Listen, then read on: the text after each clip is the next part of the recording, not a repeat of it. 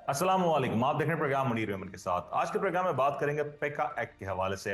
मुतनाज़ पेका एक्ट कौमी असम्बली में कसरत राय से मंजूर कर लिया गया। सहाफियों का प्रेस गैलरी से इस हवाले से एहतजाजन वॉकआउट भी हुआ। फेक न्यूज पर सजा 3 साल, जुर्माना 20 लाख रुपए तक करने की तजवीज। केसेस की तफ्तीश के लिए national cyber crime investigation agency और समात के लिए खसूसी ट्राइब्यूनल बनाने का फैसला। सोशल मीडिया सार्फिन की शिकायत सुनने के लिए सोशल मीडिया कंप्लेंट काउंसिल बनाई जाएगी और इस्लाम मुखालिफ, पाकिस्तान मुखालिफ, अदलिया मुखालिफ और फौज मुखालिफ मवाद गैर कानूनी ऑनलाइन मवाद शुमार किया जाएगा। किसी भी जुर्म पर रुखसाना, जाली या झूठी रिपोर्ट्स, गैर शाइस्ता, गैर अखलाकी और तौहीन अदालत का मवाद भी गैर कानूनी मवाद तस्लीम किया जाएगा। पैक एक्ट माजी में मुतनाज़ रहा और जब जब माजी में ये सामने लाया गया तब तब अपोजिशन में बैठी हुई जमातों ने इसको इसको लेके काफी ज्यादा इशू क्रिएट किया। इसको लेके सहाफियों के साथ खड़ी हुई और माजी में ज्यादा पुरानी बात नहीं, यही सियासी जमातें थीं जब सहाफियों के साथ खड़ी होती थी और इसी कानून को काला कानून करती थी। आज यही कानून यही सियासी जमातें एक बार फिर से लागू कर रही है। सवाल से क्या होने जा रहा है और सहाफी बरादरी सवाल से क्या तासुरात रखती है, सवाल से गुफ्तगू करने का मसला ज्वाइन करें सीनियर सहाफी तजिया निगार जनाब कामरान साकिब साहब। कामरान साहब अस्सलाम वालेकुम। वालेकुम सलाम। काफी साहब ये बताइएगा, ये पैकेट कोई नई बात तो नहीं है। जब से ये हमने देखा कि गुज़श्ता कई सालों से इसके ऊपर काफी ज्यादा बात होती है, लेकिन एक बार फिर से ये मौजूए बहस बन रहा है। जी बहुत शुक्रिया आपका। देखिए, ये हमारी अपनी कमजोरियां हैं, हमारी यूनियंस की, क्लब्स की। माजरत के साथ जो अपने मफादात या एक कप चाय किसी के साथ पी लेती हैं, वजीर मशीर के साथ, वो समझती हैं कि हम मुशावरत में शामिल हो गए और हमने अपना हक अदा कर दिया। जब तनकीद होती है सोसाइटी की जानिब से या बाकी लोगों की जानिब से जिससे जो इससे इफेक्ट होते नजर आते हैं, तो फिर हम कहते हैं नहीं, वो हमने जूम पे लिया था उन्होंने हमें और यूं किया था और हम तो मुसवदा नहीं दिया, हम तो तब भी एहतजाज कर रहे थे और देखिए हमने गैलरी से वॉकआउट नहीं कर दिया। ये हमारी अपनी कमजोरी है, वरना इस काबिल ये हुकूमत नहीं है। ये तो पहले ही बैसाखियों के ऊपर खड़ी है कि इस तरह का कोई कानून लेके आ सके तगड़ा। और इससे याद रखें कि सिर्फ साफी नहीं, नोट कर लें कि इससे आम शहरी और ख़ास तौर पे जो लोग अपोजिशन में हमेशा हुआ करेंगे, ना सिर्फ इस हुकूमत से बल्कि अगली हुकूमतों में जब ये लोग भी अपोजिशन का हिस्सा होंगे तो ये मुतासर होंगे। लेकिन लेकिन साकिब साहब, ये जरा कानून में अब जो तब्दीली की जा रही है, क्या ऐसी बुनियादी कमी महसूस की गई जो रातों रात कौमी असेंबली में कानून ला के पास करा लिया गया? और अब ये कहा जा रहा है, मैं इनफैक्ट अता तारड़ साहब की गुफ्तगू सुन रहा था, वो तो कह रहे हैं साफी बरादरी को मैं इनवाइट करता हूं कि सेनेट के फ्लोर पे जाने से पहले आके हमसे मुशावरत कर लें।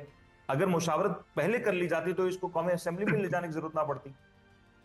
सर, जिनसे पहले इन्होंने मुशावरत की है उन्हें तो इसका मुसवदा तक नहीं दिखाया, तो किस चीज पे इन्होंने मुशावरत की है? और वो बस आंखों में मिट्टी डालने के लिए या बस ऐਵੇਂ ही खाना पूरी के लिए उनसे मुशावरत की है। और उनकी इनपुट भी ऐसी हैं। साफी बरादरी से मुशावरत के साथ साफी बरादरी को जब तक आप मुसवदा नहीं देंगे, मैं कोई वकील नहीं हूँ, मैं एक हम्म। जर्नलिस्ट हूँ ना, तो मैं आपको कैसे लीगल ओपिनियन दे सकता हूँ जब तक मैं अपनी टीम लीगल से मशवरा नहीं करूंगा, अपने एक्सपर्ट से बात नहीं करूंगा या किसी भी एक्सपर्ट से बात नहीं करूंगा जो कानून का माहिर हो। मैं मुझे आप 1 घंटा बिठा लें, गपशप मारें, मेरे साथ चाय पिए, लेकिन फिर कानून उसके मुताबिक नहीं आ सकता। उसके लिए आपको फिर मुझे मुसवदा देना होगा। और ये ऐसा ही है। और इसके अंदर रातों रात जो लाने की जरूरत पड़ी, आपको पता है कि उन्हें सबसे बड़ा खतरा अभी जो है वो एक पॉलिटिकल पार्टी की जानिब से नजर आता है। और हम्म। उसे दिबाने के लिए वो किसी भी हद तक जो जा सकते हैं। और वो सिर्फ ना वो जा सकते हैं बल्कि और ताकतें भी जो है वो उसकी तरफ मिली हुई हैं, जो बैन अवी एक प्रेशर बनता हुआ हमें नजर आता है। तो उसे तोड़ने के लिए भी उन्हें कोई कानूनी जवाब चाहिए था जिससे वो इन सोशल मीडिया प्लेटफॉर्म्स को रेगुलेट कर सकें, उस पर मौजूद मवाद को अपने हक में डाल सके, उस पर ऐसी चीज़ों को प्रमोट कर सकें जो उनकी ज़रूरत है और उन चीज़ों को हटा सके जो उनको खतरा महसूस होती हैं। इसमें आप अगर डेफिनेशन देखें तो बड़ी मुबहम सी डेफिनेशंस हैं।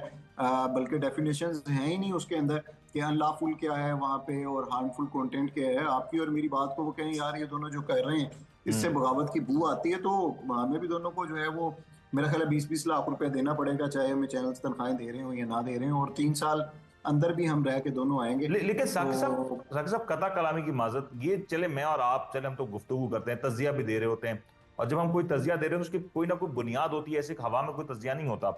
लेकिन जब ये सियासतदान ऑन स्क्रीन आके जब वो अपनी गुफ्तगू करते हैं तो उसमें बहुत सी बातें ऐसी होती हैं जो कि सियाको सबाक से हटके होती हैं, तो क्या उनके ऊपर भी एक एक्ट लागू होगा?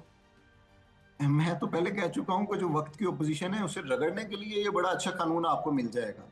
लेकिन जब आप ओपोजिशन में होंगे, यानी नून लीग यही और पाकिस्तान पीपल पार्टी और उसके इत्तेहादी ओपोजिशन में होंगे, तो यही उनके खिलाफ जो है वो इस्तेमाल होगा। मैं पहले भी कह चुका हूँ कि सदर जरदारी ने कहा था मियां असद बारादरान को कि नैब ना लाएं, उसकी तरमीम के चक्कर में ना पड़े, इन इदारों को ना बनाएं, ये कल आपके खिलाफ इस्तेमाल होंगे। तो उन्होंने उसे नज़रअंदाज कर दिया था और बाद में हमने देखा कि नैब ने नून लीग के रहनुमाओं समेत बड़े लोगों को, कारकुनों को भी किस तरह से रगड़ा और उनके बिजनेसेस को तबाह किया। तो ये भी इनके गले जो है वो इसी तरह हड्डी की सूरत में पड़ेगा। वक्ती तौर पे इक़्तिदार के लिए और मजबूरियों में और प्रेशर में ये जरूर ला रहे हैं, लेकिन मेरी बात नोट कर लें कि कल इन्हें इसे भुगतना पड़ेगा खुद भी। शाकिर साहब, एक सवाल और भी बहुत पूछा जाता है कि हमने देखा पाकिस्तान में ट्विटर बैन है, लेकिन इसी ट्विटर का इस्तेमाल आपके सारे पॉलिटिशियंस करते हैं, आपके हुक्मरान भी करते हैं, खुद वजीर आजम भी अगर कोई पैगाम देना होता है वो ट्विटर के जरिए देते हैं।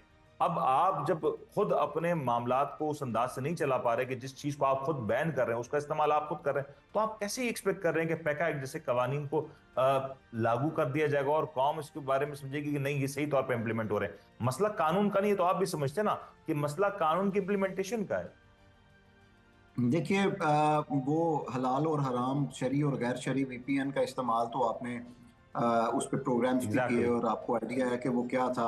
जब वो इस्तेमाल करें तो वो हलाल हो जाता है। वो कहते हैं कि मेरा कुत्ता कुत्ता और उसका कुत्ता टॉमी, तो वो उनके लिए स्टैंडर्ड्स कुछ और हैं और हमारे लिए कुछ और हैं। और ये कवानीन जो हैं वो बनाए गरीबों को, और जो इक़्तिदार में नहीं है उन्हें रगड़ने के लिए जाते हैं। और ये बड़े बड़े खानदान को, आपको क्या लगता है कि मियाँ बरादरान हो, जरदारी फैमिली हो या बाकी और दोस्त जितने हों, इन्हें कोई पैसों की जरूरत है, कोई चीजों की जरूरत है? ये सिर्फ अपने एक स्टेटस के लिए और अपनी चीजों को ब्लैक एंड व्हाइट रखने के लिए, या समझ लें कि बचने के लिए, अपने कारोबारों और चीजों को दूसरे के शर से बचाने के लिए इक़्तिदार में या पावर में रहते हैं, साकिब साहब, या फाइनल पावर वालों कमेंट इस का पे दे साथ दें है। कि पैका एक्ट आपको लगता है ये मंजूर करा लिया जाएगा और सहाफती बरादरी किसी भी तौर पे इस पे एग्री होती हुई दिखाई दे रही है आपको? उनके मेरे ख्याल से जिस तरह से माजरत के साथ हमारी कमजोरियां हैं, उनके एग्री होने या ना होने से कोई फर्क नहीं पड़ता और ये और ये मंजूर मंजूर हो कर जाएगा पाएगा। सेनेट में भी? मंजूर हो जाएगा, लेकिन अगर ये कुछ करना चाहें तो ये जरदारी साहब के पांव पकड़ लें और उन्हें कहें कि भाई, आप माजी के अंदर जो है वो अलमबरदार रहे हैं, और जब आपके पास ये साइन होने के लिए जाए तो इसे रिजेक्ट कर दें या वापस भेज दें रिव्यू के लिए, और उसमें हमारी इनपुट्स लें। तो फिर शायद इससे कोई बेहतरी की उम्मीद रखी जा सकती है। बहरहाल ऐसे एक्ट्स की जरूरत भी है। हम किसी को मादर पिजर आज़ादी जो है वो भी नहीं दे सकते। बिल्कुल ठीक है। साकिब साहब, मुझे एक ब्रेक लेने का कहा जा रहा है, ब्रेक लेते हैं जी। ब्रेक के बाद जब लौटेंगे जरा कुछ सियासी मामलात के ऊपर गुफ्तगू करेंगे। ब्रेक लेते हैं, ब्रेक का था जरूर।